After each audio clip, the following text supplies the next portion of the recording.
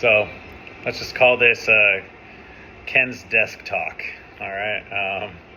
I'm doing my nightly routine right now, and I just decided to make a video about something that happened to me recently. So about a week ago, I was very hard considering quitting my campaign for governor. I didn't know if I was going to make an announcement. I don't know if I was really going to tell anybody. But in my head, it was already like over. I was already done. Like, what's the point? I just thought, it's draining mentally, physically, emotionally. Am I really the person to do this? I can't get the media's attention. Nothing seemed like it was going right. I mean, I have a lot of friends and a lot of support, but it was just really discouraging not getting the kind of attention other candidates are getting, That was just all really hitting me. Well, a couple nights later, I was at the gym, just listening to videos. I was praying about it. I was talking to myself about it. And it's just like God sent me a sign. And I realized it's not about the politics. It's not about winning or losing. I knew this was a long shot bid from the start already. And I've always said that. It's about why I decided to do this in the first place. Why I'm willing to put myself out there and struggle in order to try to run this campaign anyways. So I decided, I realized I'm not running for governor for people that are always okay. People who have a steady paycheck, millions of dollars in the bank. They feel self-worth all the time. They're doing fantastic. That's not who I'm focusing on. I'm running for the people who feel like they're freaking nothing. The ones who keep everything inside like I used to all the time and still sometimes do. People who just feel worthless. Nothing you do, nothing they do matters. I do that all the time too. I've been there. I sometimes am there. So, something I haven't told a lot of people. Years ago, I've been in the Army for 14 years, multiple deployments, struggled to pay bills for years, working my ass off, but alcohol has just kept me down for most of my life. I would use it to hide everything. I never asked for help, like a lot of people do. I just buried it. And then obviously with the alcohol came the many mistakes, DUIs, arrests, which just led to more alcohol issues and more struggles and more pain. And so then I just drank and drank some more and worked and went to the gym and then went home and drank. So alcohol was like the only way I knew how to just for a night silence everything. I wasn't worried about anything for that night. The problem is, the next morning you come back, all that shit's still there, the pain's still there, and now you got the physical pain of a freaking hangover. It was just a vicious cycle that I was going through. So it got to a point where I really just did feel worthless. Nothing I could do mattered to anybody. And I actually did think, would people just be better without me? Would anybody miss me if I was gone? Would anybody care? And I actually did think about ending it. If you've never felt that, I hope you never do.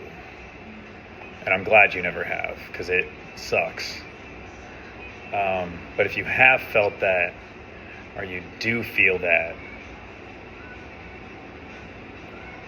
that darkness is not it swallows everything in you. It consumes you. And sometimes you don't feel like that light is going to come out. So, so one night I was sitting there, I was drinking, I was very intoxicated, I had a bottle of vodka, and a bottle of pills, and I just didn't know what to do and how to get better. So I actually Googled, how many pills and how much do I have to drink? Pretty much, if you know what I'm saying. So all I know is when people ask me to prove to them that God exists, me being here is my proof that God exists, because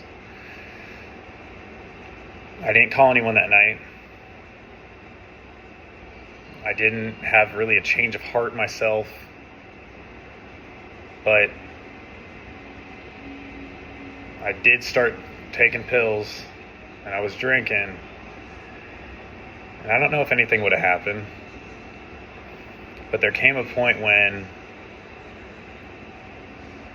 something inside of me got up, I ran to the bathroom, and I made myself get rid of everything that was inside of me. That wasn't a phone call that I made. That wasn't anybody with me. I was by myself, but something made me want to do that. Did I get sober after that? No. I didn't get fixed that night. I was still struggling all the time. I still had slip-ups. If you've been following me for a while, you know how many times I've started AA, and it turns out AA didn't work for me. But like I have every day of my life, I fought to live that night, and I'm still here.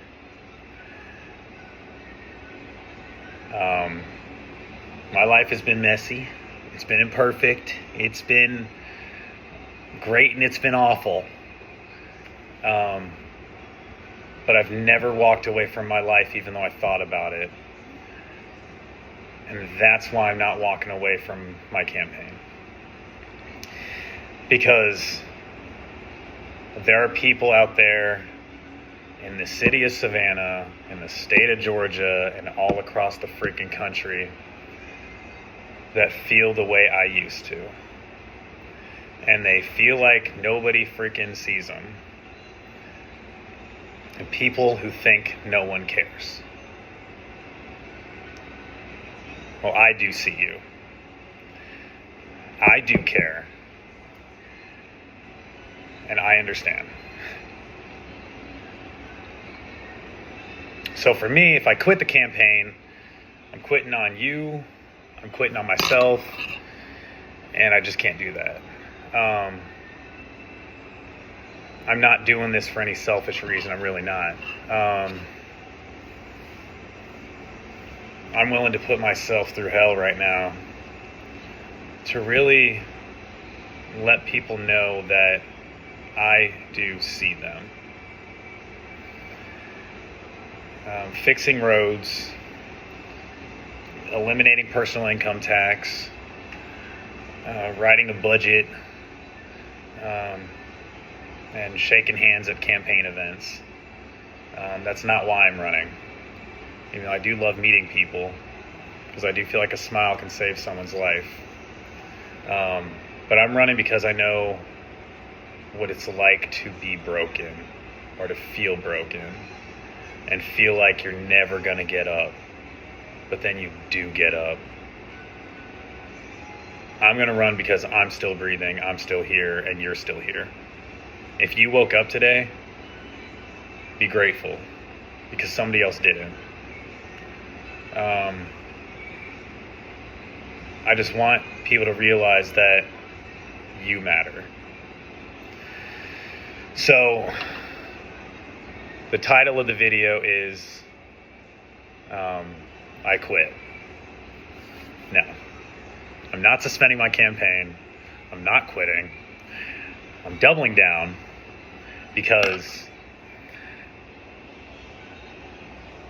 people who feel overwhelmed and overlooked, people who feel broken, people who feel misunderstood, people who feel hurt all the time. I'm running for you. I'm running for the guy who I was behind in Kroger, whose card declined buying a 6-pack of eggs a few weeks ago.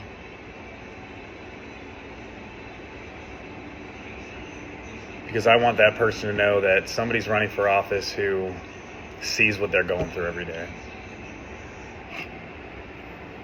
Don't get me wrong, I understand that this is going to suck at times. I'm going to be drained.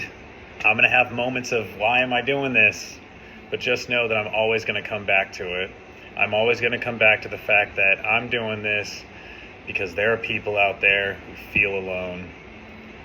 And I want to be here to tell them, you are not alone.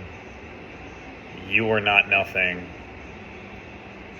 And you deserve a governor, if not just a candidate, who truly believes that down to his core. I actually do love you guys. And that's why I'm running. That's why I'm running to be the next governor of Georgia. I love you guys, and kill the day.